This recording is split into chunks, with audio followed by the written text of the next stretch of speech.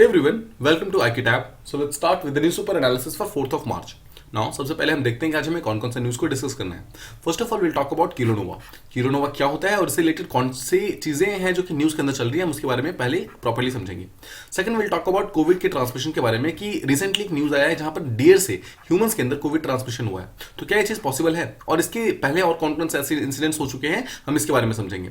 Third will talk about China. China के अंदर recently एक ओल्ड स्टोन एज का एक पूरा का पूरा कल्चर मिला है जो कि माना जा रहा है कि ऑलमोस्ट 40,000 ईयर्स ओल्ड है. नाउ इसके कारण कौन कौन सी चीजें जो कि हैं हमारे एग्जामिनेशन पॉइंट ऑफ व्यू के लिए इंपॉर्टेंट होती है, उस चीजों को हम यहाँ पर ध्यान से समझेंगे. Next will talk about IFSC है. देखिए एक ऐसी अथॉरिटी है जो कि इंटरनेशनल फाइनेंशियल सर्विस सेंटर की अथॉरिटी है. नाउ इस पर्टिकुलर अथॉरिटी का मेन काम क्या है, इंडिया के अंदर क्या ये पर्टिकुलर अथॉरिटी प्रेजेंट है फिर नहीं है और किस तरीके से काम करती है, हर एक चीज को हम डिटेल में समझेंगे. And finally will talk about Budapest. Budapest के अंदर एक टाइप का मेमोरेंडम साइन हुआ था 1989 के आसपास में, और उस पर्टिकुलर एग्रीमेंट के अंदर क्या क्या चीजें बोली गई थी, किस किस कंट्री को इस पर्टिकुलर एग्रीमेंट के अंदर इंक्लूड किया गया था, हर एक चीज को हम प्रॉपर्ली समझेंगे. जो लास्ट वाला है वो रशिया यूक्रेन के वॉर से डायरेक्टली मतलब रिलेटेड है, तो क्या है एक्जैक्टली कॉन्टेक्स्ट, हर एक चीज के बारे में हम बात करेंगे. Let's move on to the first topic that we have to talk about. It is about the kilonova. Now अगर आप किलोनोवा के अगर आप एक्सप्लोजन को समझेंगे, देखिए first of all you must understand कि किलोनोवा क्या होता है. अगर आप किलोनोवा समझ जाएंगे तो you can very easily understand this particular topic. देखिए होता क्या है कि एक पर्टिकुलर स्टार होता है. देखिए जब एक पर्टिकुलर स्टार होता है ना, अगर आप उसका लाइफ साइकिल देखेंगे तो एक स्टार का एक लाइफ साइकिल बहुत ही एक ह्यूमन की तरह होता है. देखिए एक स्टार जो होता है एक बॉर्न होता है, उसके बाद वो यंग होता है, उसके बाद उसकी डेथ हो जाती है. ठीक है, ओल्ड एज के कारण उसकी डेथ होती है. तो जब भी एक स्टार की डेथ होती है ना, it always comes with explosion. मतलब हमेशा एक बहुत बड़ा ब्लास्ट होता है, एक्सप्लोजन होता है, एंड दैट पर्टिकुलर एक्सप्लोजन के कारण स्टार की डेथ हो जाती है.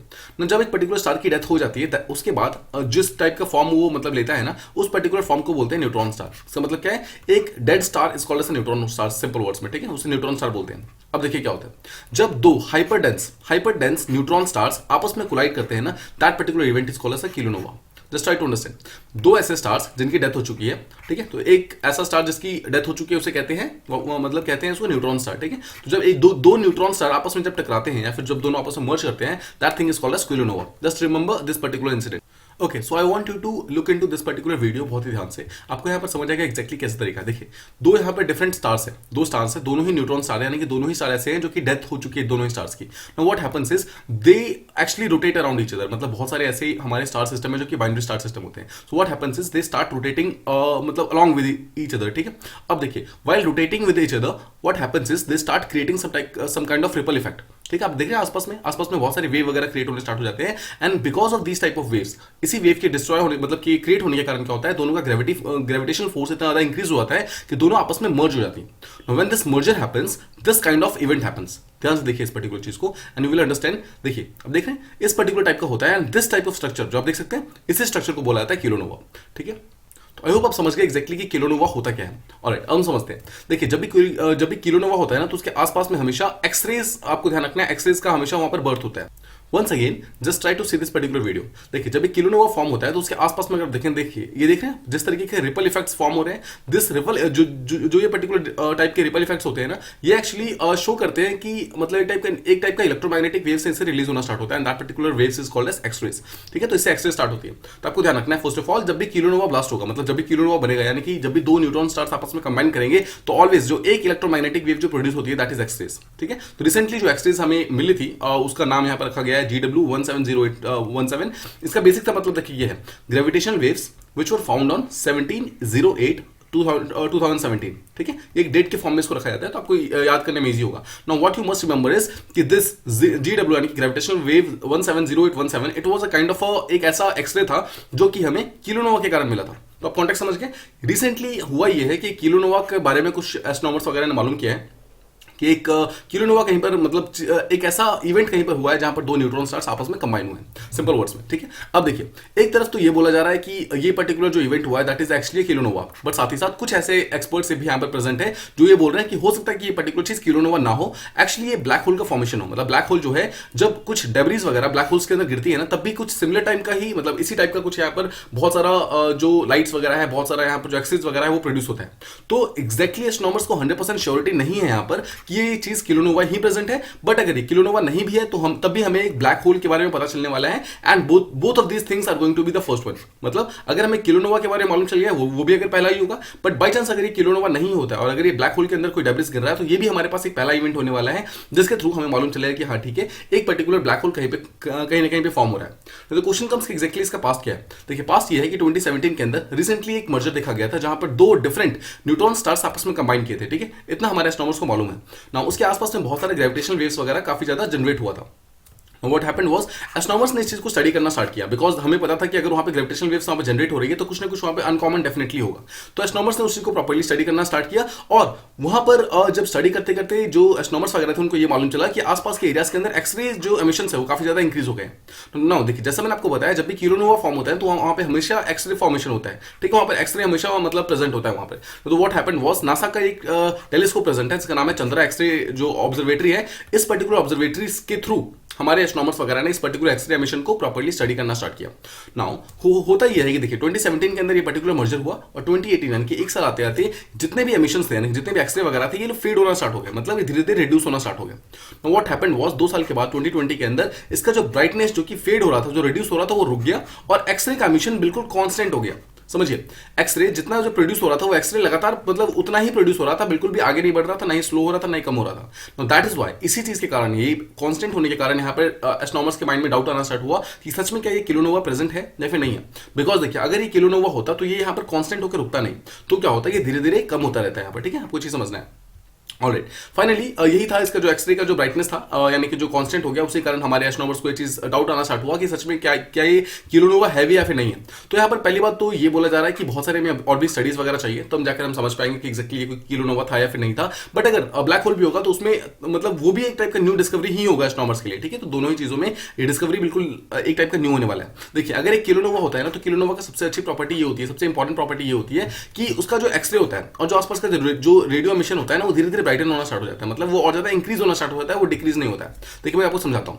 जैसे suppose this is a kilonova, यहां पर अगर डिस्ट्रॉय हुआ है तो क्या होता है, यहां पर रिपल इफेक्ट्स फॉर्म होते हैं। रिपल इफेक्ट्स फॉर्म होने के कारण क्या होता है, वेव्स वगैरह जो है ऐसे ट्रांसफर होती है।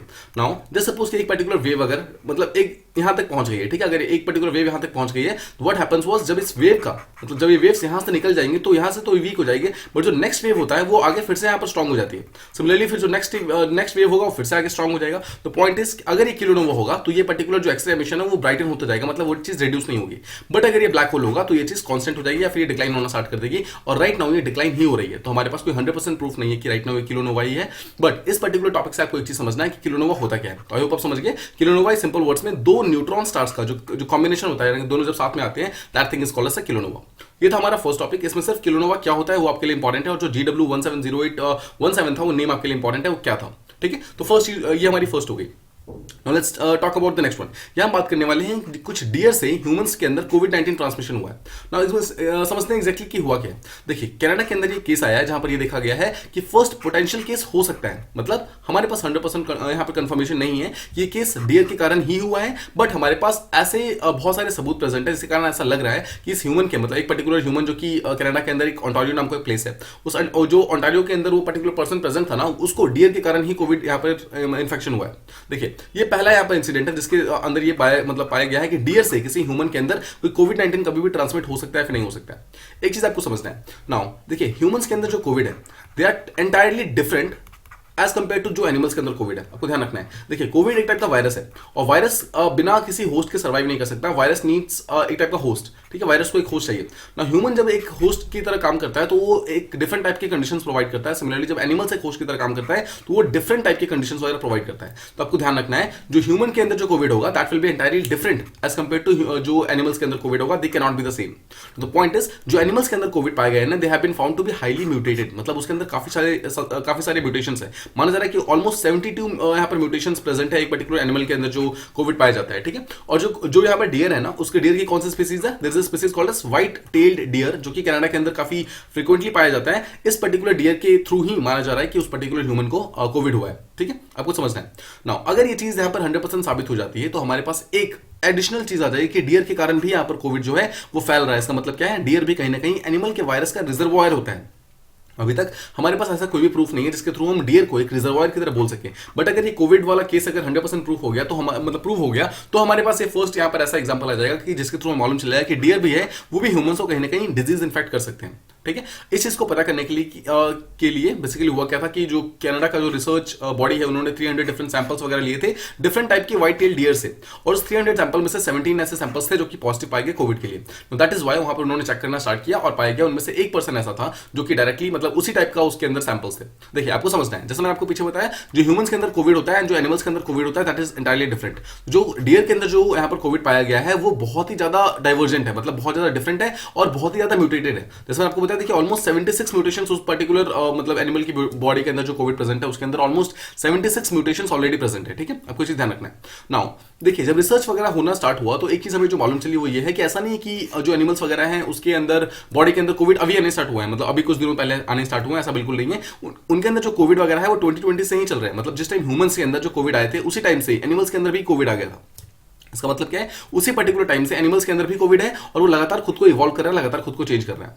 नाउ अगर आप प्रीवियस कुछ रिसर्चेस वगैरह की बात करेंगे तो उसमें ये मालूम चला है कि जो कोविड है वो कोविड देखिए ह्यूमंस के कारण डियर के अंदर काफी ज्यादा केसेस पाए गए हैं, मतलब ऐसे बहुत सारे केसेस मिले हैं जहां पर ह्यूमन से डियर में हो गए।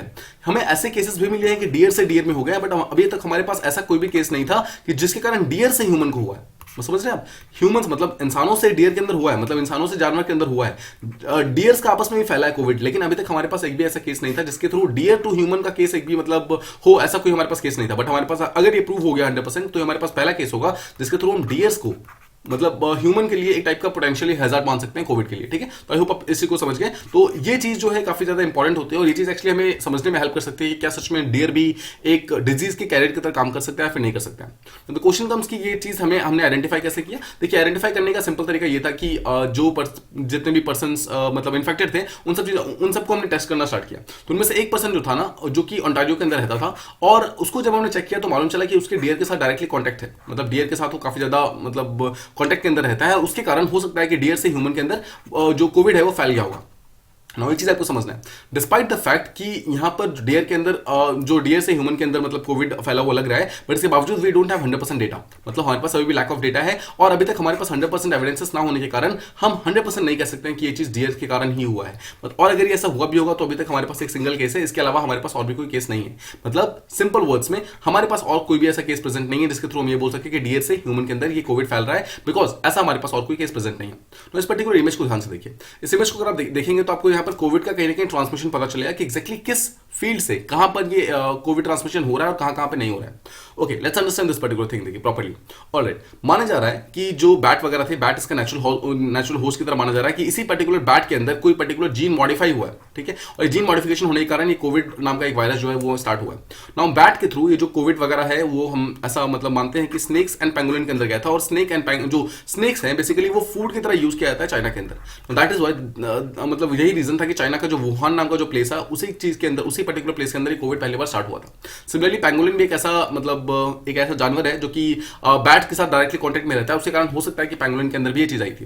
नाउ स्नेक और पेंगोलिन के कारण ये चीज डायरेक्टली ह्यूमंस के अंदर आती है। देखिए यहां पर आप समझिए, स्नेक और पेंगोलिन का जब जो भी जीन्स वगैरह थे, जो भी डीएनए वगैरह थे, जब वो बैट के इन्फेक्टेड जीन से मिलते हैं तो it did some kind of mutation.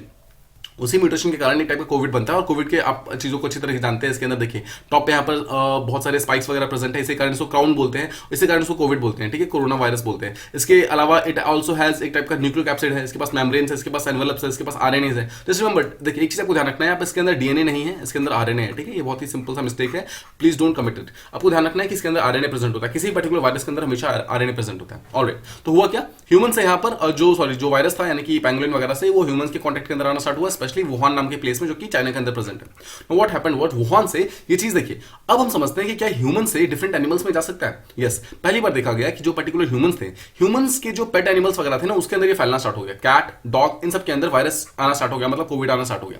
Similarly ऐसा भी देखा गया कि बहुत सारे जू कीपर्स होते हैं, जू कीपर्स वो यहाँ पे कोविड से अफेक्टेड होते हैं और उनके कारण बहुत सारे टाइगर्स, बहुत सारे लॉयन, इन सब का भी आपस में अफेक्ट होना स्टार्ट हो गया। मतलब समझिए बहुत सारे पेट एनिमल्स यानी कि कैट एंड डॉग, सिमिलरली बहुत सारे जो वाइल्ड एनिमल्स लाइक जो टाइगर्स है, लॉयंस है, इन सब के अंदर भी कोविड आना स्टार्ट हो गया।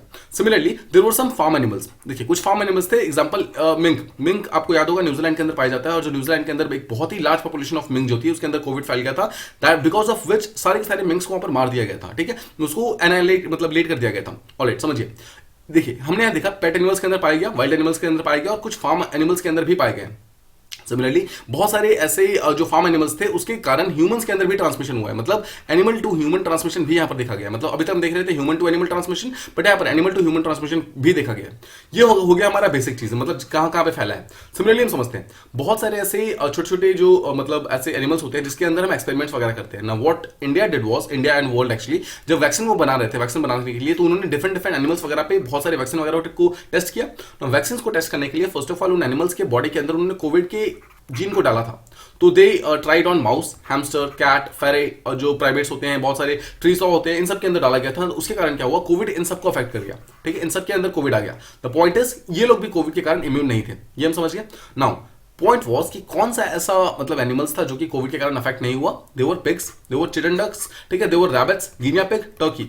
ये ऐसे थे जो कि फार्म एनिमल्स होते हैं बेसिकली, देवर नॉट मतलब अफेक्टेड बाय कोविड। आपको ध्यान रखना है, despite being in close vicinity to humans, humans के बहुत ही पास होने के बावजूद ये डायरेक्टली कोविड से अफेक्ट नहीं होते। तो ये जो मैप था ये काफी इंपॉर्टेंट है। और अब इस पर्टिकुलर लिस्ट के अंदर डियर को भी ऐड कर दीजिए। तो अगर ये 100% प्रूफ हो गया तो हमारे पास एक और यहाँ पर एनिमल आ जाएगा, यानी कि डियर। डियर के कारण भी यहाँ पर ह्यूमंस के अंदर ये चीज फैल रहा है।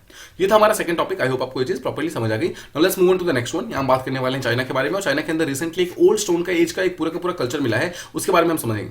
देखिए इस चीज को समझने से पहले मैं आपको थोड़ा सा बेसिक समझाता हूं कि एक्जैक्टली ओल्ड स्टोन एज का मतलब क्या है। देखिए ओल्ड स्टोन एज का मतलब बेसिकली मतलब है सिंपल वर्ड्स में पैलियोलिथिक पीरियड। ठीक है, पैलियोलिथिक का मतलब क्या है। देखिए जो हमारी इंसानियत जब स्टार्ट हुई थी, basically when the human started, उस टाइम जो पीरियड चल रहा था ह्यूमंस के, मतलब जो अर्थ के ऊपर पीरियड चल रहा था, that period is called as Pleistocene period. ठीक है, आपको याद होगा प्लीस्टोसिन के बारे में लगातार हम 2-3 न्यूज के अंदर बात कर रहे हैं। तो जो प्लीस्टोसिन था that was a part of ice age, वो आइस एज का पार्ट था, यानी कि उस टाइम हमारा जो पूरा का पूरा अर्थ था that was actually in a very very cold condition. तो उस टाइम हमने एक्चुअली अपनी ह्यूमैनिटी स्टार्ट की थी, उस टाइम हमारा ह्यूमंस वगैरह स्टार्ट हुआ था। उसके बाद प्लीस्टोसिन के बाद आता है नेक्स्ट पीरियड जो था, उसका नाम था होलोसिन। होलोसिन के अंदर अभी राइट नाउ प्रेजेंट है, और यही होलोसिन है जिसके अंदर जो मॉडर्न जो ह्यूमंस थे वो इवॉल्व होते हैं, ह्यूमंस का पूरा एवोल्यूशन होता है, वो सबका सब होलोसिन पीरियड के अंदर ही प्रेजेंट होता है। जस्ट अंडरस्टैंड, जितना भी एंटायर स्टोन एज था ना, स्टोन एज का मतलब है 3 periods, Palaeolithic, Mesolithic and Neolithic. ये तीनों ही कल्चर जो थे वो सबके सब पैलियोलिथिक पीरियड के अंदर प्रेजेंट थे, सॉरी प्लीस्टोसिन पीरियड के अंदर प्रेजेंट थे। ठीक है, just remember, so Palaeolithic, Mesolithic, Neolithic, these 3 combined to form stone age of India, and stone age of world, and these 3 were actually a part of Pleistocene period. Now उसी particular चीज को हम अब यहाँ पर कंटिन्यू करते हैं, समझने की कोशिश करते हैं कि एग्जैक्टली हुआ क्या है। देखिए हुआ ये है कि हमारे पास चाइना के अंदर कुछ हमें ऐसे साइट्स वगैरह मिले, मतलब साइट यानी कि देखिए जमीन के 8 फीट नीचे हमें एक टाइप की मतलब बहुत सारे चीजें, मतलब बहुत सारी सिटीज वगैरह मिले हैं, बहुत सारे बरियल्स वगैरह मिले हैं, बहुत सारे ऐसे कंकाल वगैरह मिले हैं, जिसको जब चेक किया गया तो मालूम चला कि they were around 40,000 years old. 40,000 year old, मैं आपको सिंपल वर्ड्स में समझाता हूं उसका मतलब क्या है। 40,000 ईयर्स ओल्ड का मतलब है they were a part of Paleolithic period. ठीक है, पैलियोलिथिक एंड मेसोलिथिक के आसपास के पीरियड के थे, यानी कि जो बिल्कुल ही पुराने जो बिल्कुल one of the earliest humans थे ना, उस पर्टिकुलर टाइम के हमें एविडेंसेस वगैरह मिलने स्टार्ट हुए।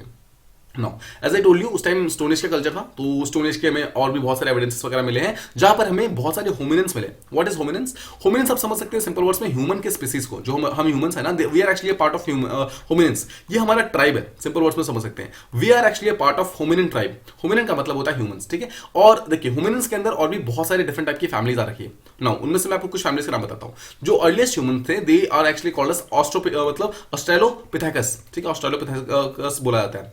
उसके बाद जो आया, उसके बाद वी हैड होमो इरेक्टस। ठीक है, वी हैड होमो हमारे पास होमो इरेक्टस आए, हमारे पास होमो सेपियंस आए, देन केम होमो सेपियंस। ठीक है, हमसे पहले वाले जो थे they were part of Homo sapiens. And right now जो अभी हम जिस पर्टिकुलर पार्ट में प्रेजेंट है, जो हम जो मॉडर्न ह्यूमंस है, we are part of Homo sapiens. ठीक है, आपको ध्यान रखना है। सो हमारा जो प्रेजेंट है उसमें 2 बार सेपियंस आता है। जो हमसे पहले जस्ट हमारा जो लास्ट जनरेशन था, मतलब लास्ट टू लास्ट जनरेशन जो थे, उनका नाम जो था देवर एक्चुअली होमो सेपियंस। और राइट नाउ जो हम जिस पर्टिकुलर एज के अंदर प्रेजेंट है, we are part of Homo sapiens. आपको चीज ध्यान रखना है। ठीक है, तो ये सब के सब जितने भी है they combined, they are called as hominins. और ये होमिनिन्स जो थे ये लोग बहुत डिफरेंट टाइप के पिगमेंट्स वगैरह यूज करते थे। नाउ जो हम अर्ली एज के अंदर जो प्रेजेंट थे, यानी कि जो हम स्टोन एज के अंदर प्रेजेंट थे, उस टाइम हम एक टाइप का पिगमेंट यूज करते थे, जिससे आप सिंपल वर्ड्स में ऑक्रे समझ सकते हो।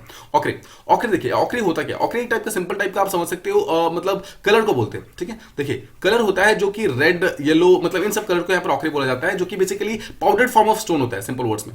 देखिए स्टोन है, स्टोन को अगर आप क्रश कर देंगे बिल्कुल तो जो पाउडर फॉर्म निकलता है that thing is called as ochre. अगर वो ऑकर जो आपको येलो या फिर रेड कलर का आपको कलर वगैरह प्रोवाइड करे that thing is called as ochre. अब देखिए इस ऑकर को यूज करके बेसिकली इन्होंने जो ह्यूमंस थे उन्होंने बहुत सारे ब्लेड वगैरह बनाए हुए थे, ब्लेड लाइक टूल्स बनाए हुए थे और वो भी स्टोन से बनाए हुए थे। हम जानते हैं कि सबका सब स्टोन एज का टाइम था, मतलब उन्होंने जितने भी यहाँ पे डिफरेंट टूल्स वगैरह बनाए थे every single tool was form made up of stones. ठीक है, तो आपको ध्यान रखना है। Now the most important thing is कि एग्जैक्टली कहां पाया गया है। Now the place where this has been found is called as Nihewasin Basin, Nihewan Basin simple words में, ठीक है। निहेवान बेसिन जो है कहाँ प्रेजेंट है, चाइना के अंदर प्रेजेंट है। Just remember this particular fact, that's all you have to remember. बाकी सब चीजें जो है वो समझने के लिए हैं। जो मेन क्वेश्चन जो आपसे पूछा जाएगा that will be Nihewan basin. Nihewan basin कहाँ प्रेजेंट है, it is actually present in China. मैं आपको थोड़ी देर मैप दिखाऊंगा, आपको एक्जैक्टली समझ आ जाएगा। नाउ ये टाइप का डिप्रेशन है, दो माउंटेन के बीच का जो पार्ट होता है उसे डिप्रेशन कहते हैं बेसिकली, ठीक है। ये वाला पार्ट है निहेवान बेसिन, इसी के अंदर ये बेसिकली पाया गया है। और इसे को ध्यान से देखिए, अगर आप इस मैप को देखेंगे, this is map of China, ठीक है। चाइना का मैप है, चाइना का अगर आप बिल्कुल नॉर्थ और ईस्टर्न वाला पार्ट देखेंगे, वहीं पर आप छोटा सा डॉट देख रहे हैं, इसी डॉट के अंदर देख रहे हैं आप, इस तरफ माउंटेन है, इस तरफ माउंटेन है, बीच वाला जो पार्ट है that thing is called as Nihewan basin. इसी निहेवान बेसिन के अंदर ये सारे के सारे एविडेंसेस वगैरह पाए। One thing always remember, just एक चीज आपको ध्यान रखना है, जो स्टोन एज वाला टाइम था ना हमारा, स्टोन एज वाला टाइम जिस टाइम हमारा ह्यूमैनिटी जो है इवॉल्व होने की कोशिश कर रहा था, उस टाइम जितने भी हमारे हैबिटेशन वगैरह थे, मतलब हमारे पास जितने भी प्रूफ वगैरह आए हैं, वो हैबिटेशन तीन मतलब चीजों के आसपास में मिले हैं। मतलब देखिए आप इसको एक ट्रायंगल के रूप में समझिए। देखिए फर्स्ट हैज बीन फूड, जहां पर फूड मिलता था वहां पर हमें वहां पे हैबिटेशन मिले हैं। सेकंड इज स्टोन, जहां पर स्टोन वगैरह बहुत सारा मिलता था वहां पर हैबिटेशन मिले। और सिमिलरली थर्ड इज वाटर, ठीक है। तो फूड, स्टोन एंड वाटर, आपको ध्यान रखना है तीन यहां पर ऐसे कंपोनेंट्स हैं। इन तीनों कंपोनेंट्स के मतलब जहां जहां पर ये सब चीजें मिलती थी वहीं पर हमारे ह्यूमंस वगैरह मिलते थे स्टोन एज के टाइम में। ना समझिए वी हैड, अगर आप इस पर्टिकुलर पार्ट को देखेंगे तो इस पार्ट में देखिए हमारे पास बहुत सारे माउंटेन्स वगैरह प्रेजेंट है। माउंटेन का मतलब क्या है, स्टोन्स, मतलब स्टोन्स का हमारे पास खजाना है। जहां पर भी स्टोन्स, जहां माउंटेन्स होते हैं वहां पर ऑब्वियस बात है स्टोन्स वगैरह बहुत प्रेजेंट होते हैं। सिमिलरली वी हैव, जहां पर माउंटेन्स होते हैं वहां पर रिवर्स वगैरह होते हैं। रिवर्स का मतलब है वाटर, ठीक है। एंड सिमिलरली अगर माउंटेन्स का मतलब है बहुत सारे यहाँ पर फॉरेस्टेड एरियाज होंगे, फॉरेस्टेड मतलब बहुत सारे ट्रीज वगैरह होंगे, इसलिए उनको वहां पर बहुत सारे फ्रूट्स वगैरह मिलते थे, फूड वगैरह मिलते थे। तो समझ रहे हैं, एक ऐसे एरिया के अंदर हमें रिसेंटली एविडेंसेस मिले हैं जहां पर फूड, स्टोन एंड वाटर तीनों चीजें यहां पे प्रेजेंट होती थी। एंड जस्ट रिमेंबर कि आपको प्रीलिम्स के लिए चीज ध्यान रखना है कि आपके जितने भी न्यूलिथिक साइट्स है, जितने भी मेसोलिथिक साइट्स है, जितने भी पैलियोलिथिक साइट्स है, they will always be found, या तो वहां के आसपास में पानी होगा, वाटर होगा, या तो आसपास में बहुत सारा फॉरेस्टेड रीजन होगा मतलब अर्ली टाइम्स में, या फिर वहां पर बहुत सारा स्टोन्स वगैरह प्रेजेंट होंगे। जहां पर ये चीजें प्रेजेंट नहीं है वहां पर न्यूलिथिक कल्चर या फिर मेसोलिथिक कल्चर या फिर पैलियोलिथिक कल्चर डेवलप नहीं हो सकता था। या फर्स्ट चीज समझिए। सेकंड चीज देखिए, अगर आप इस पर्टिकुलर स्टोन को देखेंगे तो आगे वाला पार्ट देखिए कितना तीखा है। नाउ दिस पर्टिकुलर जो शार्पनेस जो था, this sharpness was used for different things. देखिए जैसे मीट को कट के लिए यूज करते थे लोग। सिमिलरली जो ट्री का बार्क वगैरह होता था इसको कट करने के लिए यूज करते थे। सिमिलरली जो एनिमल्स वगैरह था, एनिमल्स को मारने के लिए चीज यूज करते थे, ठीक है। बहुत सारे डिफरेंट डिफरेंट चीजों के लिए पर्टिकुलर स्टोन को शेप दिया करते थे। तो क्वेश्चन कम्स कि ये लोग स्टोन को शेप कैसे देते थे, उसके लिए दो डिफरेंट टाइप के लोग मतलब बेसिकली मेथड्स को यूज करते थे। पहला मेथड होता था कि स्टोन को स्टोन पे मारते हैं, that is called stone on stone method, ठीक है। स्टोन ऑन स्टोन बोलते हैं जहां पर एक स्टोन को सेकंड स्टोन पे मारा जाता है जोर से, उसके कारण एक स्टोन जो टूट जाता है और जो नुकीला वाला पार्ट जो बचता है ना, जो नुकीला वाला पार्ट बचता है उसी स्टोन मतलब उसी पर्टिकुलर पार्ट को टूल की तरह यूज करते हैं। और जो सेकंड मेथड होता है that is called pressure flicking method, ठीक है। समझिए प्रेशर फ्लिकिंग मेथड क्या होता है। प्रेशर फ्लिकिंग मेथड का मतलब क्या होता है, एक पर्टिकुलर स्टोन को पकड़िए आप और उस पर रगड़ना स्टार्ट कीजिए, ठीक है। रगड़ते रहिए और उसको रगड़ते रगड़ते उसको आप शेप कर दीजिए, ठीक है। जिस तरीके से आप उसको शेप देंगे ना, दैट मतलब जिस भी तरीके से आप चाहे उस तरीके को आप अपने उसको शेप दे सकते हैं। That thing is called pressure flicking मतलब स्कीम, ठीक है। तो आप समझ गए, ये मैंने आपको थोड़ा सा बेसिक बताया एंशिएंट हिस्ट्री का। एंशिएंट हिस्ट्री के अंदर किस तरीके से आप मतलब डिफरेंट चीजों को यहाँ पर लिंक कर सकते हैं। देखिए यहाँ पर अपने न्यूलिथिक कल्चर है उसको लिंक कर सकते हैं। सिमिलरली यहाँ पर किस तरीके से फूड, स्टोन, वाटर, ये सब चीजें ऐसी चीजें होती है जहां पर एक्चुअली वो सब हैबिटेशन वगैरह पाई जाती हैं। सिमिलरली यहाँ पर आपको निहेवान बेसिन याद रखना है कि जो कि चाइना के अंदर प्रेजेंट है। और सिमिलरली यहाँ पर स्टोन्स वगैरह कैसे बनाए जाते थे, कौन कौन से टाइप के स्टोन्स वगैरह पाए जाते थे, ये सब आपको याद रखना है। ये आप बेसिक चीजें समझ गए। जैसे मैंने आपको स्टार्टिंग में बताया कि 8 फीट बिलो ये पाया गया है और ये कार्बन डेटिंग की हेल्प से जब ये मालूम कराया तो it has been found to be around 40,000 years old. Carbon dating क्या होता है, सिंपल वर्ड्स में समझिए। जो भी कोई ऑर्गेनिक चीज होगी ना, ऑर्गेनिक चीज मतलब कोई भी चीज अगर लिविंग है तो उसके अंदर एक चीज डेफिनेटली होती है, दैट इज कार्बन। कार्बन सबके अंदर प्रेजेंट होता है। नाउ वो कार्बन जो है वो टाइम के साथ साथ रिड्यूस होता जाता है, ठीक है। जैसे जैसे टाइम होता है वैसे वैसे हमारी बॉडी से कार्बन धीरे धीरे रिड्यूस होता जाता है। Now what we do is, हम डिफरेंट मेथड्स के थ्रू कितना कार्बन रिड्यूस हुआ है उस पर्टिकुलर चीज को हम यहाँ पर कैलकुलेट करते हैं। Now when we try to calculate कि कितना कार्बन रिड्यूस हुआ है, उसके कारण हमें एक एस्टिमेटेड एज लगा सकते हैं कि वो कितने साल पुराने थे।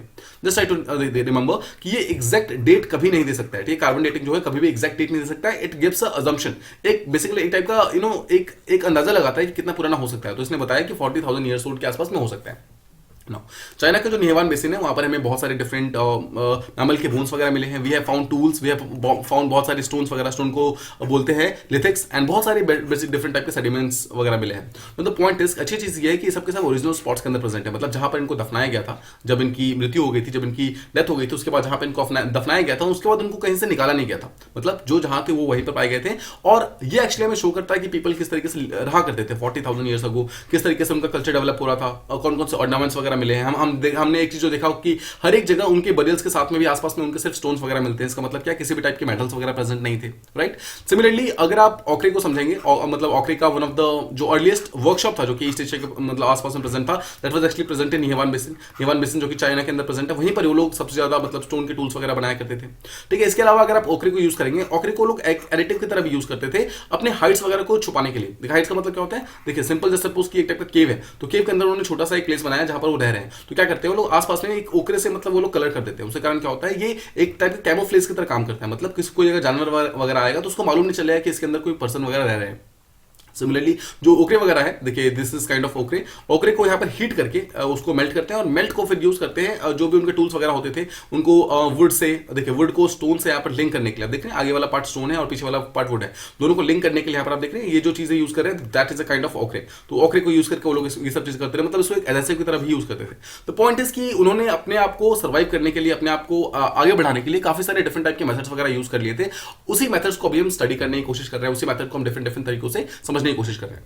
Now finally let's talk about palaeolithic age के कौन कौन से रिमेन्स वगैरह ईस्ट एशिया का पार्ट में प्रेजेंट है। ईस्ट एशिया मतलब वही चाइना हो गया, थोड़ा सा इंडिया वाला पार्ट है, थोड़ा सा इंडोनेशिया वगैरह, मतलब जो आसपास का पार्ट है, उन सब एरियाज के अंदर ईस्ट एशिया के अंदर कौन कौन से पैलियोलिथिक रिमेन्स वगैरह पाए जाते हैं उसको हम देखते हैं। देखिए कुछ जो सबसे अर्लीस्ट पैलियोलिथिक रिमेन्स है ना, जो they are actually found in Xiaochangliang site, जो कि ईस्ट एशिया यानी कि चाइना के अंदर प्रेजेंट है। Just remember thing. तो आपने पीछे देखा था निहेवान बेसिन, ठीक है। निहेवान बेसिन आपने देख लिया, निहेवान बेसिन कहां प्रेजेंट है, चाइना के अंदर प्रेजेंट है, और उसे निहेवान बेसिन के अंदर ही एक्चुअली एक और साइट प्रेजेंट है, दैट इज कॉल्ड एज जियो चैंगलिंग। नाम सबको पता चल रहा है, मतलब नाम सबको मालूम चल रहा है, चैंगलिंग टाइप है, तो ये चाइना का ही नाम लग रहा है। जस्ट रिमेंबर कि जियो चांगलिंग एक साइट है जो कि निहेवान बेसिन के अंदर ही प्रेजेंट है और ये चाइना के अंदर प्रेजेंट है, सिंपल वर्ड्स में। इसके अलावा आपसे कुछ भी नहीं पूछेंगे, ठीक है। इसके अलावा आप सिंपल वर्ड्स में, ऑब्वियसली अगर ये पैलियोलिथिक साइट का एक टाइप का साइट है तो इसका मतलब यहाँ पर बहुत सारे स्टोन टूल्स हमें मिले हैं। 1923 में एक यूएस के जियोलॉजिस्ट वगैरह हुआ करते थे, उन्होंने इस चीज को ढूंढा था। No one is going to ask you, बहुत सारे डिफरेंट टाइप के टूल्स वगैरह मिले हैं, टूल के नेम भी आपसे कोई नहीं पूछेगा। This can be asked in mains, और मेंस के अंदर आप सिंपल जो भी टूल्स आपको याद होंगे आप डायरेक्टली उसको मेंशन कर सकते हैं। तो जस्ट रिमेंबर वन थिंग, देखिए जो सबसे ज्यादा जो हमें ह्यूमन के हैबिटेशन वगैरह के जो प्रूफ मिले हैं, that has been found from Africa. Now Africa और एशिया दोनों का जब हम स्टडी करते हैं तो एक चीज हमें सबसे ज्यादा डिफरेंस मालूम चलता है। अफ्रीका के जितने भी टूल्स वगैरह है ना, उनको स्टडी करना ज्यादा आसान होता है बिकॉज उसके आसपास में वोल्केनिक मटेरियल मिलता है। तो जस्ट रिमेंबर, जो वोल्केनिक मटेरियल होता है ना, उसके अंदर से इग्नियस रॉक, मतलब इग्नियस मटेरियल निकलता है, मतलब मैग्मा वगैरह निकलता है, और उस मैग्मा के अंदर बहुत सारा डिफरेंट टाइप के जो मेटल्स वगैरह है वो लोग उसके अंदर मतलब दब के रह जाते हैं, मतलब बेसिकली कंजर्व हो जाते हैं।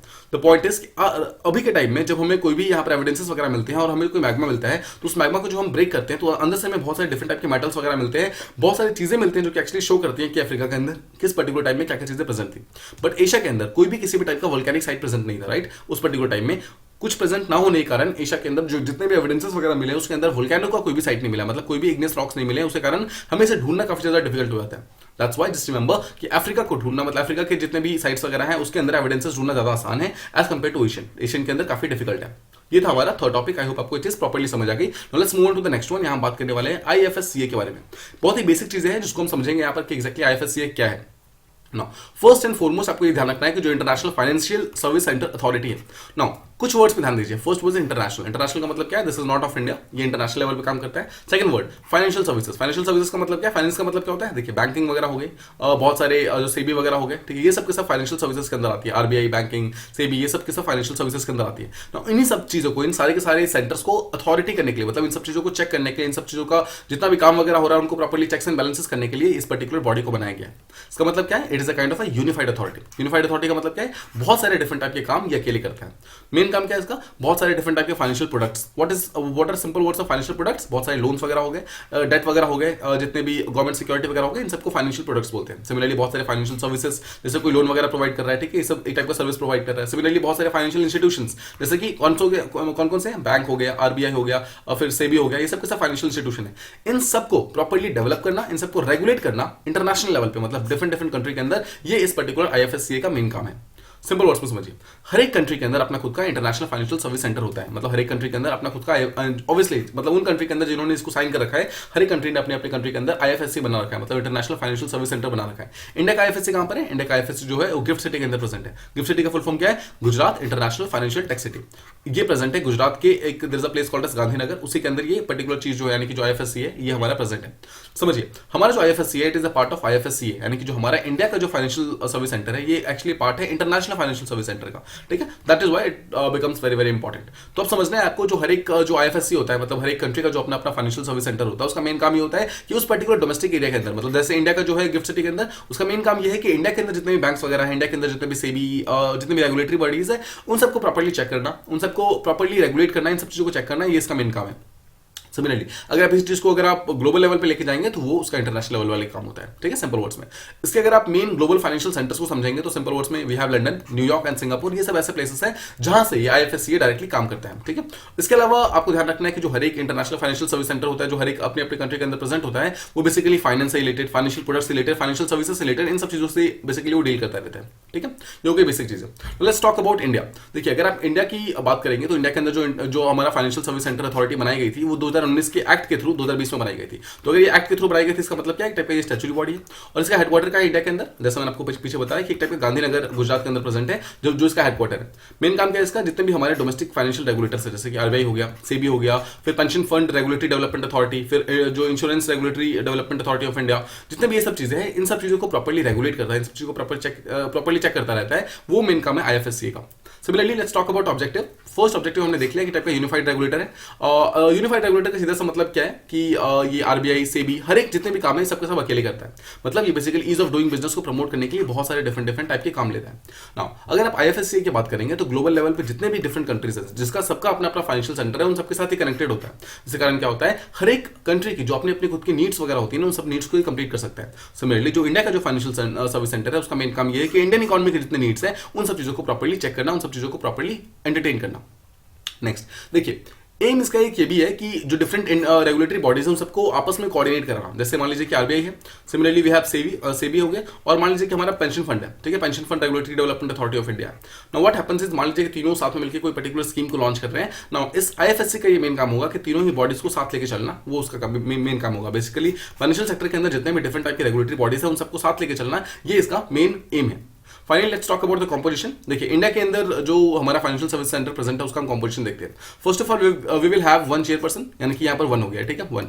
इसके अलावा we will have 4 members. Now पहला मेंबर होगा आरबीआई के अंदर से, सेकंड मेंबर होगा सेबी के अंदर से, थर्ड मेंबर होगा जो insurance regulatory development authority of India है वहां से, और फोर्थ मेंबर जो होगा that will B from pension fund regulatory development authority. तो समझ रहे, यहाँ पर एक मेंबर चेयरपर्सन हो गया, 4 मेंबर यहाँ पर जो हो गए, चारों मतलब एक एक जो रेगुलेटरी बॉडीज है वहां से आएंगे। अब 2 पर्सन आते हैं मिनिस्ट्री ऑफ फाइनेंस से। ठीक है, 2 मतलब क्या है? गवर्नमेंट ऑफ इंडिया के डायरेक्टली नॉमिनेटेड होंगे। इसके अलावा 2 पर्सन आते हैं यहाँ पर सिलेक्शन कमेटी से। एक सिलेक्शन कमेटी बनाई जाएगी और उस सिलेक्शन कमेटी जो है 2 इंडिविजुअल मतलब 2 एक बिल्कुल ही अलग मेंबर्स को यहाँ पर चूज करेगी। तो देखिए, एक chairperson, 4 members RBI, SEBI, PFRDA और insurance regulatory development authority of India, 2 बंदे मिनिस्ट्री ऑफ फाइनेंस और 2 बंदे यहाँ पर इंडिपेंडेंट आएंगे। तो 4 1 5 2 7 2 9, just remember total 9 person are presented कहां? International financial service centre authority of India.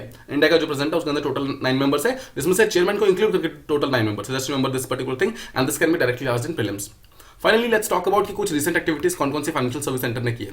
Recently क्या हुआ है, हमारे फाइनेंशियल सर्विस सेंटर ने कुछ एक ड्राफ्ट फ्रेमवर्क स्टार्ट किया है ऑफ जितने भी हमारे फाइनेंशियल इंस्टीट्यूशन वगैरह है, आरबीआई, सेबी वगैरह है, उन सबको बोला गया है कि आप सस्टेनेबल और सस्टेनेबल लिंक्ड लैंडिंग स्टार्ट करो। मतलब आप जो भी लोन वगैरह दे रहे हो वो सस्टेनेबल लोन स्टार्ट करो। मतलब आप जो भी लोन वगैरह दे रहे हो ऐसे प्रोजेक्ट्स को यहाँ पर आप लोन करो, ऐसे प्रोजेक्ट्स को यहाँ पर अगर आप लोन प्रोवाइड करो जो कि लॉन्ग टर्म फायदे के लिए काम कर रहा है, जो कि एनवायरमेंट को ध्यान में रख के काम कर रहा है।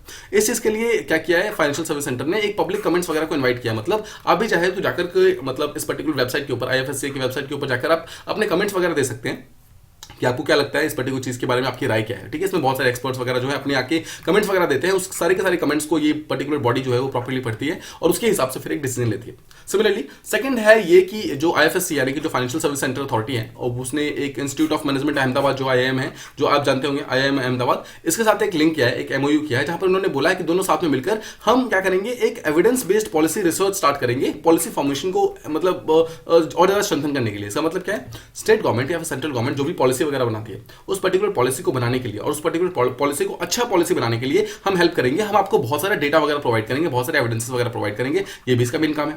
थर्ड चीज ये बोला गया है कि जो international financial service centre authority है उसने रिसेंटली आईओएससीओ यानी कि international organisation for security commission इसकी मेंबरशिप ले ली है, but it has not become a direct member, ये बना है एक associate member. Now this can be directly asked in prelims. Question will be कि जो हमारा फाइनेंशियल सर्विस सेंटर अथॉरिटी है क्या वो आईओसीओ का डायरेक्ट मेंबर बना है, क्या ये एक टाइप का फुल टाइम मेंबर बना है? No, it has not become a full time member, वो एक इसका एसोसिएट मेंबर बना है। आपको ये चीज ध्यान रखना है, ठीक है? This is very very important.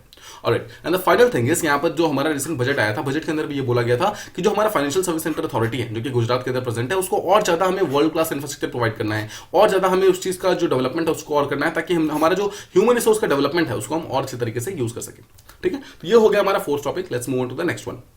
यहाँ हम बात करने वाले हैं बुडापेस्ट मेमोरेंडम के बारे में। Now this is going to be very very important. क्या हम रशिया और यूक्रेन के कॉन्टेक्स्ट में बात करने वाले हैं, तो आपको उसी पर्टिकुलर कॉन्टेक्स्ट में इसको समझना है। देखिए हुआ क्या था, 1994 में एक अग्रीमेंट साइन होता है जहां पर जो ओएससी है यानी कि organisation for security and cooperation in Europe नाम की जो एक बॉडी है, वो इस पर्टिकुलर अग्रीमेंट को सामने लेकर आती है। तो व्हाट हैपेंड वाज, यहाँ पर इसके अंदर 3 डिफरेंट अग्रीमेंट साइन किए जाते हैं, जिसके थ्रू क्या किया गया, 3 डिफरेंट कंट्रीज को यहाँ पर कुछ करने को बोला गया। देखिए होता क्या है, 1994 के अंदर 3 कंट्रीज को मतलब बुलाया गया। First was Belarus, second was Kazakhstan and third was Ukraine. Now 1994 से पहले बेलारूस, कजाकिस्तान और यूक्रेन तीनों ही न्यूक्लियर कंट्री हुआ करती थी, ठीक है? जस्ट रिमेंबर, तीनों ही न्यूक्लियर कंट्री थी। नाउ इनको बोला गया कि अगर आप तीनों ही कंट्री अपने अपने न्यूक्लियर स्टेटस को छोड़ दो यहाँ पर, ठीक है? मतलब अगर आप अपने न्यूक्लियर स्टेटस को छोड़ दो और अगर आप एनपीटी साइन कर लो, एनपीटी का मतलब है नॉन प्रोलिफरेशन ट्रीटी, मतलब हम अपने न्यूक्लियर मटेरियल को आगे एक्सपेक्ट नहीं करेंगे और साथ ही साथ जो हमारा न्यूक्लियर मटेरियल है उसको हम पूरी तरीके से डिसआर्म कर देंगे, मतलब छोड़ देंगे। तो बेलारूस, कजाकिस्तान और यूक्रेन तीनों को ये बोला गया 1994 के अंदर कि अगर आप ये तीनों चीजें साइन कर देते हो तो हम आपको बदले में एनपीटी साइन करने देंगे, मतलब आपको हम एनपीटी यहाँ पर अलाउ कर देंगे। बट उसके लिए पहले क्या करना होगा, आपको पहले ये चीज जो आपके पास जो न्यूक्लियर वेपन्स वगैरह है उसको आपको पूरी तरीके से हटाना होगा। सो ये चीज तीनों ही कंट्री ने मान लिया, और इस पर्टिकुलर मानने के बाद इन तीनों को मतलब ये चीज जो बेसिकली माना था that was through Budapest memorandum. मतलब बुडापेस्ट एक हंगरी का कैपिटल है, basically Hungary is a country, Hungary का कैपिटल जो है बुडापेस्ट है, और वही जो बुडापेस्ट है इसी के अंदर एक टाइप का एग्रीमेंट साइन हुआ था। उसके अंदर तीनों ही कंट्री ने मान लिया कि ठीक है हम अपना जो न्यूक्लियर है उसको हम पूरी तरीके से हटा देंगे, बदले में आप हमें एक एनपीटी का स्टेटस प्रोवाइड कर दो। ये आप समझ गए? ऑलराइट, होता क्या है, इससे जस्ट पहले एक लिस्बन प्रोटोकॉल साइन हुआ था 1992 के अंदर ना। इस लिस्बन प्रोटोकॉल के अंदर यही जो तीनों पार्टी थी यानी कि यूक्रेन, बेलारूस और कजाकिस्तान, इन तीनों को बोला गया था कि आपको हम स्टार्ट 1 का ट्रीटी बनाएंगे, स्टार्ट 1 का पार्टनर बनाएंगे। स्टार्ट 1 क्या है, देखिए तो अभी तक 2 स्टार्ट नाम की ट्रीटी हो रखी है, START 1 and START 2। Now START 1 और 2 आपको ध्यान रखना है, this has been between USA and Russia. USA और रशिया के बीच में एक टाइप की ट्रीटी हुई थी एंड दैट वाज इन 1991। 1991 में आपको पता है यूएसए का डिसइंटीग्रेशन हुआ था। जैसे ही यूएसए यहाँ पे ब्रेक होता है ना, तो यूएसए क्या करता है, रशिया के सामने एक प्रपोजल रखता है कि आप हमारे साथ एक ट्रीटी साइन करो, that was start. Now start जो है वो अपने आप में एक मतलब पूरे का पूरा एक्रोनिम है। स्टार्ट का फुल फॉर्म है strategic arm reduction treaty. Simple word में समझिए, देखिए START, ठीक है, स्ट्रेटेजिक आर्म्स रिडक्शन ट्रीटी। समझिए स्टार्ट का मतलब ये बोला गया था कि जितना भी हमारे पास, हम दोनों कंट्री यानी कि यूएसए और जो यूएसएसआर है, हमारे पास जितना भी न्यूक्लियर वेपन है हम उन सबको धीरे धीरे रिड्यूस कर देंगे। उसे रिड्यूस करने के लिए, इन सब चीजों को रिड्यूस करने के लिए पर्टिकुलर ट्रीटी जो है उसको साइन किया गया था 1991 के अंदर। तो इसी पर्टिकुलर स्टार्ट जो कि 1991 में साइन किया गया था, इसको 1992 के अंदर इंक्रीज किया गया, मतलब इसके मेंबरशिप को इंक्रीज किया गया, और यूक्रेन, बेलारूस और कजाकिस्तान इन तीनों को भी इस पर्टिकुलर चीज के अंदर इंक्लूड किया गया। समझिए 1991 के अंदर क्या बोला जाता है कि यूएसए और यूएसएसआर जो है, यूएसएसआर के अंदर आपको याद रखिएगा बहुत सारे डिफरेंट कंट्रीज थे, तो यूएसए और यूएसएसआर दोनों अपने अपने न्यूक्लियर वेपन्स को रिड्यूस करेगी। अगर रिड्यूस करना था, इसका मतलब क्या था कि यूएसएसआर के जितने मेंबर्स हैं उनको भी रिड्यूस करना था। तो यूएसएसआर के उस टाइम 3 इंपॉर्टेंट मेंबर्स हुआ करते थे। फर्स्ट वाज यहाँ पर देखिए Belarus, second was Kazakhstan and third was Ukraine. तो 1992 के अंदर इन तीनों कंट्री ने मान लिया कि इस पर्टिकुलर एग्रीमेंट यानी कि स्टार्ट एग्रीमेंट के अंदर हम अपने अपने न्यूक्लियर वेपन्स को छोड़ देंगे। आई होप आपको यहाँ पर लिंकेज समझ आ गया कि एक्जैक्टली क्या हो रहा है। ऑलराइट, 1991 में इन्होंने छोड़ दिया, लिटरली छोड़ दिया। 1994 में एक एग्रीमेंट साइन हुआ और उसके थ्रू इन्होंने अपने अपने न्यूक्लियर स्टेटस को छोड़ दिया। बिफोर मूविंग फर्दर हम पहले थोड़ा सा मैप में देखते हैं एक्जैक्टली ये लोग है कहाँ पे। देखिए फर्स्ट आप समझिए यूक्रेन है, सेकंड इज यहाँ पर बेलारूस, थर्ड यहाँ पर जो ये वाला है कजाकिस्तान। अगर आप देखेंगे तीनों यहाँ पर रशिया के साथ डायरेक्ट बॉर्डर के अंदर प्रेजेंट है। ऑलराइट, आप समझिए, तो ये बेलारूस, यूक्रेन और कजाकिस्तान ये तीनों ही यहाँ पर इस पर्टिकुलर जो बुडापेस्ट मेमोरेंडम हुआ था उसके यहाँ पर मेंबर्स हैं। और साथ ही साथ जो स्टार्ट 1 जो साइन हुआ था, स्टार्ट 1 के अंदर कौन कौन था, it was USA and USSR, और दोनों को यहाँ पर अपने अपने न्यूक्लियर वेपन्स को छोड़ना था। और इसी यूएसएसआर के बदले में बेलारूस, यूक्रेन और कजाकिस्तान तीनों ने अपने अपने न्यूक्लियर वेपन्स को यहाँ पर छोड़ दिया था। ऑलराइट, आप समझ गए इस चीज को, राइट। अब देखते हैं जब 1994 के अंदर ये चीज एग्रीमेंट साइन हुआ था, उससे पहले 1993 से लेकर के 1996 के बीच में यानी कि 3 साल के अंदर इन तीनों ही कंट्री ने अपने अपने न्यूक्लियर वेपन्स को पूरी तरीके से खत्म कर दिया और पूरी तरीके से नॉन न्यूक्लियर स्टेट्स बन गए। नो, अगर आप इससे पहले की बात करेंगे, 1994 में जब एग्रीमेंट साइन हुआ था उससे पहले की बात करेंगे, तो यूक्रेन जो था उसके पास वर्ल्ड का 3rd largest nuclear Arsenal present था आफ्टर यूएसए एंड रशिया। इन दोनों के बाद में सबसे लार्जेस्ट जो यूक्रेन मतलब जो नंबर ऑफ न्यूक्लियर मिसाइल्स वगैरह न्यूक्लियर बॉम्ब्स वगैरह प्रेजेंट थी वो यूक्रेन के पास ही प्रेजेंट थी। बट सोचिए 1994 में इसने अपना वो जो सबसे इंपॉर्टेंट चीज था उसको पूरी तरीके से छोड़ दिया ताकि वर्ल्ड में पीस यहाँ पर स्टैब्लिश हो सके। नाउ पीस स्टैब्लिश करने के लिए एक सबसे इंपॉर्टेंट चीज ये होती कि अगर यूएसए और रशिया था, अगर वो दोनों भी अपना अपना न्यूक्लियर अगर छोड़ देते उसी पर्टिकुलर टाइम में, तो शायद ये प्रॉब्लम वहीं पे खत्म हो जाती है। बट द पॉइंट इज कि यूएस और रशिया ने एक एग्रीमेंट साइन किया जिसके तहत इन तीनों कंट्री का तो उन्होंने पूरी तरीके से ड्रॉप करवा दिया न्यूक्लियर वेपन्स, बट इन्होंने अपना अपना ड्रॉप नहीं किया। इसके कारण यहाँ पे प्रॉब्लम वगैरह स्टार्ट हो गई। ऑलराइट, अब देखिए होता क्या है, ये पर्टिकुलर जो एग्रीमेंट था, इस चीज को जो मतलब ड्रॉप करने वाला एग्रीमेंट था, ये एक्चुअली यूके इसको ब्रोकर कर रहा था। मतलब यूएसए और रशिया ने तो इसको साइन किया था आपस में, लेकिन इसको जो मीडिएट कर रहा था, बिकॉज हम जानते हैं रशिया और यूक्रेन जो यूएसए इन दोनों की आपस में बनती नहीं थी, तो इसको दोनों को मतलब आपस में साथ लेके आने के लिए एक थर्ड कंट्री आती है, दैट वाज यूके। ठीक है, अब यूके साथ लेकर आती है और ये एक पर्टिकुलर टाइप की जो एक टाइप का मेमोरेंडम है उसको साइन कराती है। सिमिलरली 1992 के अंदर दो और कंट्री आती है, दो, एक वाज चाइना, एक फ्रांस। ये दोनों ही 1992 के अंदर आके अपना एनपीटी साइन करती है और बोलती है कि ठीक है हम भी इस पर्टिकुलर चीज के मेंबर बन जाएंगे, यानी कि जो यहाँ पर जो हमारा बुडापेस्ट कन्वेंशन हुआ था इसके यहाँ पर ये लोग मेंबर बन गए। बट द पॉइंट इज कि यू मस्ट रिमेंबर कि आपको बस तीन ही जो मेन कंट्रीज थे आपको ध्यान रखना है, यूक्रेन, बेलारूस और कजाकिस्तान, आपको बस ये तीनों ध्यान रखना है, because they were the former members. और इससे ज्यादा आपसे कुछ भी नहीं पूछा जाएगा, बिकॉज धीरे धीरे इन सब ने छोड़ दिया था। चाइना ने छोड़ दिया, फ्रांस ने भी छोड़ दिया, बिकॉज चाइना और फ्रांस ने बहुत ही वीक एश्योरेंसेस वगैरह प्रोवाइड किए थे। उन्होंने बोला था कि हम छोड़ तो देंगे बट हमारी कंडीशन है, ये है, वो है, बहुत सारी इन्होंने बोला था, उसके कारण इन्होंने बात भी छोड़ दिया था। ना ये जो पर्टिकुलर बुडापेस्ट जो कन्वेंशन हुआ था उसके तहत कुछ प्रोविजंस वगैरह यहाँ पर लाई गई थी। क्या क्या है देखिए, तीनों ही कंट्री यानी कि रशिया, यूएसए और यूके तीनों ने साथ में मिलकर कुछ चीजों को यहाँ पर अग्री किया था। फर्स्ट चीज वाज कि ऑल्दो बेलारूस, कजाकिस्तान और यूक्रेन तीनों ही अपने अपने न्यूक्लियर स्टेटस को छोड़ रहे हैं, बट हम उनके रिस्पेक्ट करेंगे, उनके इंडिपेंडेंस को और उनके सॉवरेनिटी को हम अच्छे तरीके से रिस्पेक्ट करेंगे। फर्स्ट चीज आप समझिए। नाउ सेकंड चीज उन्होंने बोला कि हम कभी भी इन तीनों कंट्री के अगेंस्ट किसी भी टाइप का यूज ऑफ फोर्स नहीं करेंगे। मतलब यूएस, यूके और रशिया तीनों ने बोला था कि हम कभी भी यूज ऑफ फोर्स नहीं करेंगे। तो आप देख रहे हैं इस पर्टिकुलर चीज का यहाँ पर डायरेक्टली वायलेशन हुआ है जब रशिया ने यूक्रेन के ऊपर अटैक किया। थर्ड चीज ये बोला गया तीनों ही कंट्री के द्वारा कि हम तीनों ही कंट्री के अगेंस्ट किसी भी टाइप का इकोनॉमिक प्रेशर को मतलब यूज नहीं करेंगे। और सिमिलरली लास्ट बोला कि हम किसी भी तरीके का न्यूक्लियर जो आर्म्स मतलब जो अटैक है, न्यूक्लियर अटैक है, वो हम इन तीनों कंट्री के अगेंस्ट नहीं करेंगे, यानी कि बेलारूस, कजाकिस्तान और जो यूक्रेन है, तीनों के अगेंस्ट हम नहीं करेंगे। बट आप देख रहे हैं यहां पर भी कहीं ना कहीं वायलेशन हो रहा है, बिकॉज आपको याद होगा कि जो रशिया के प्रेसिडेंट यानी कि पुतिन है, उन्होंने ये ऑर्डर किया था कि आप अपने न्यूक्लियर जो वेपन्स है उनको उन्होंने अलर्ट पे रखा हुआ है। तो अगर उन्होंने न्यूक्लियर अटैक किया तो कहीं ना कहीं वो इस चीज को भी वायलेट करना स्टार्ट कर देंगे। एंड फाइनली ये चीज बोला गया था कि अगर कभी भी बेलारूस, कजाकिस्तान या फिर यूक्रेन इनके ऊपर कभी भी कोई भी अटैक होता है, कोई भी एक्ट ऑफ अग्रेशन होता है, तो उस चीज को रोकने के लिए हम यूएन सिक्योरिटी काउंसिल के अंदर बहुत ही जल्दी हेल्प मांगेंगे। नाउ यहां पर देखिए, तो रशिया ने खुद ही अटैक कर दिया। द पॉइंट इज इसी कारण ये ट्रीटी डायरेक्टली यहां पर वायलेट हो रही है और इस पर्टिकुलर बुडापेस्ट जो मेमोरेंडम है उसका कोई भी अब मतलब रहा नहीं। मतलब इस पर्टिकुलर चीज का कोई मतलब नहीं रहा, अब कोई भी इस चीज को मानने को तैयार नहीं। नाउ देखिए, ये फर्स्ट टाइम नहीं है जब ये पर्टिकुलर चीज ब्रीच हो रहा है, ये पर्टिकुलर एग्रीमेंट ब्रीच हो रहा है। हम समझते हैं 2013 के अंदर क्या हुआ था, यूएसए ने बेलारूस के ऊपर कुछ सैंक्शन लगा दिए थे और बेलारूस ने इस बात की डिमांड की थी कि आप हमारे अगेंस्ट ऐसा नहीं कर सकते, बिकॉज आपने ये खुद लिख कर दिया हुआ है कि हम आपके अगेंस्ट कोई भी इकोनॉमिक एक्शन नहीं लेंगे, बट इसके बावजूद आप हमारे ऊपर एक्शन लगा रहे हो। फर्स्ट चीज, बट कुछ हुआ नहीं। सेकंड चीज, 2014 के अंदर रशिया ने पहले जो वादा किया था कि हम कभी भी यूक्रेन, बेलारूस और कजाकिस्तान के ऊपर अटैक नहीं करेंगे, रशिया ने खुद यहाँ पर यूक्रेन के ऊपर अटैक करके क्रीमिया को यहाँ पर एनेक्स कर लिया। थर्ड चीज, आपको कर्च स्ट्रेट याद है? आपको कर्च मैंने बताया था, कर्च स्ट्रेट जो है वो 2018 के अंदर वहां पे प्रॉब्लम होती है। आपको याद है 2014 के अंदर जो यहाँ पर क्रीमिया को जो छीना था रशिया ने, उसके बाद यहाँ पर कर्च स्ट्रेट के अंदर भी इंसिडेंट होता है। मैं आपको शो करता हूं फिर से, देखिए इसी को देखिए, दिस इज रशिया यहाँ पे, ठीक है, ये पूरा का पूरा रशिया है, दिस इज यूक्रेन। यूक्रेन को अगर आप दो पार्ट में डिवाइड कीजिए, देखिए दिस इज पार्ट ये, अब अगर देखिए this is Crimea, this is पूरा का पूरा यूक्रेन, ठीक है। अगर ये यूक्रेन प्रेजेंट है तो ये वाला पार्ट आप देख रहे हैं, ये वाला पार्ट, दिस इज एक्चुअली ये इसे सी ऑफ अजॉव बोलते हैं, सी ऑफ अजॉव। और ये वाला जो आप देख रहे हैं, ये जो स्ट्रेट है ना छोटा सा, this is called as Kerch strait. यही जो कर्च स्टेट है ना, ये state of Kerch, simple words में समझ सकते हैं, इसके अंदर 2018 के अंदर काफी प्रॉब्लम्स कॉज कर दी थी जब रशिया ने इसको लगातार क्रॉस करना स्टार्ट कर दिया था। उसके कारण यूक्रेन ने काफी सारे क्वेश्चंस वगैरह किए थे, बट ऑब्वियसली रशिया इसको मानने को तैयार नहीं था। तो अब देख रहे हैं 2018 के अंदर फिर से इस चीज का वायलेशन हुआ था, मतलब 2013 के अंदर भी यूएसए ने वायलेशन किया, 2014 और 18 के अंदर फिर से यहाँ पर वायलेशन हुआ, और 2022 के अंदर आप जानते हैं फिर से यहाँ पर रशिया ने जो अटैक कर दिया, दैट इज ऑल्सो वायलेशन, ठीक है। सिंपल वर्ड्स में मतलब रशिया ने जो इन्वेट किया यूक्रेन के ऊपर, वो भी कहीं ना कहीं 2022 के अंदर ये भी एक टाइप का वायलेशन ही तो है, राइट। इस पर्टिकुलर बुडापेस्ट जो मेमोरेंडम साइन हुआ था, तो समझिए जो बुडापेस्ट मेमोरेंडम है उसकी ज्यादा कोई वैल्यू रही नहीं है, बिकॉज कोई भी कंट्री इस चीज को मानता नहीं है। तो डिस्पाइट द फैक्ट कि बेलारूस, कजाकिस्तान और यूक्रेन ने तीनों ने एक बहुत ही इंपॉर्टेंट स्टेप उस टाइम में लिया था, उन्होंने अपने अपने न्यूक्लियर स्टेटस को पूरी तरीके से छोड़ दिया था। बट इसके बावजूद जो तीन मेन कंट्री थी यानी कि यूके, रशिया और यूएसए, जिन तीनों को इस चीज की रिस्पेक्ट करनी चाहिए थी, उनमें से दो तो ऐसी हैं जो बिल्कुल रिस्पेक्ट नहीं कर रही हैं, एटलीस्ट एक यूके बचा हुआ है। Just remember this particular thing, that is why this particular Budapest convention जो है वो ऑल्दो न्यूज में है, बट वो मतलब अभी बिल्कुल भी इफेक्टिव नहीं है। तो आपको ध्यान रखना है, ये चीज बिल्कुल इफेक्टिव नहीं है। आप इसको मेंस के आंसर की तरह लिख सकते हैं, मेंस के आंसर के अंदर आप इसको इंक्लूड कर सकते हैं कि एग्जैक्टली क्यों ये रशिया का जो मतलब ये जो वॉर था, this was not very legitimate, और क्यों इसको मतलब कौन कौन से वायलेशंस किए थे इसने। तो इसके अंदर आप जो ये बुडापेस्ट मेमोरेंडम है इसको आप इसके अंदर ऐड कर सकते हैं। तो तो ये था हमारा आज के सारे न्यूज़ेस। आई होप आपको सारी जो चीजें थी प्रॉपर्ली समझ आ गई। आज के कुछ क्वेश्चन है जो आप रिवीजन के फॉर्म में ट्राई कर सकते हैं। फर्स्ट क्वेश्चन इज कि व्हाट इज किलोनोवा, क्या होता है ये। सेकंड क्वेश्चन इज कि are the COVID viruses found in humans and animals same, आपको यस या नो के अंदर इसको आंसर करना है। क्या ये जो कोविड मिलते हैं ह्यूमंस और एनिमल्स के अंदर क्या वो सेम होते हैं। थर्ड चीज, Nihewan basin recently seen in news is famous for what, क्यों फेमस है ये। Fourth is which Indian body is representative to international financial जो सर्विस सेंटर अथॉरिटी है उसका रिप्रेजेंटेटिव कौन है इंडिया के अंदर। Next is what does Budapest memorandum on security assurances talks about, किसके बारे में बात करता है। And the last question was कि which three countries were provided security through Budapest memorandum, कौन से तीन कंट्री थी। This question can be very important, ठीक है, आपको ध्यान रखना है। ये क्वेश्चन और ये क्वेश्चन, ये तीनों ही बहुत ज्यादा इंपॉर्टेंट है। They can be directly asked in UPSC किसी न किसी फॉर्म के अंदर।